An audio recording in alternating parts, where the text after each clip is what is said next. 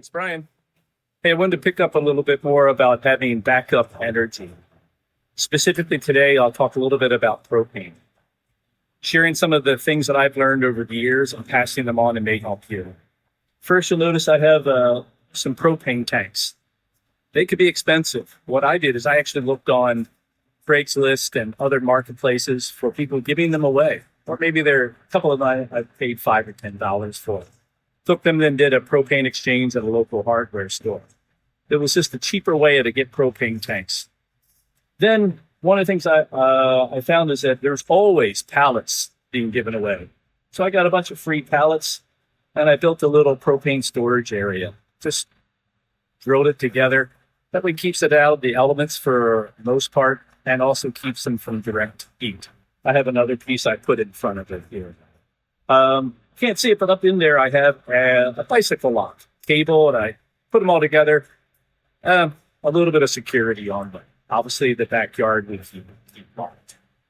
So the propane ties together with what I was sharing earlier about having dual fuel. If you have a dual fuel generator, having backup tanks. If you have the capacity to have a large tank, great. If not, you can store extra tanks if your property allows for it. If it doesn't, one of the things that I also have is that when we travel in our RV, I also have small propane tanks. So I keep these on hand, not only for us to use in an emergency, but I also use them when we go camping. Some of you may recognize an old two-burner stove here in the background. So they will run off of with a hose and or an adapter. You can get a hose and adapter right to it. One of the other things we have is for emergency situations is this is a heater and it's also a cooktop. Again, allowing you to run on the small tanks or the large tanks. So an emergency situation, keeping heat and your ability to be able to cook, it's really, really important.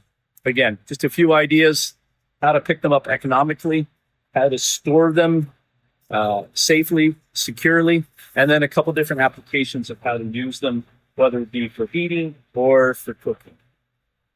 And tying into the earlier video that I made, the propane tanks, if you have a dual fuel generator, would also work there. I'll share more on power and backup in some coming videos. Again, feel free to go to Be Prepared Solutions for more tips, tricks, and help for you and your family to be prepared.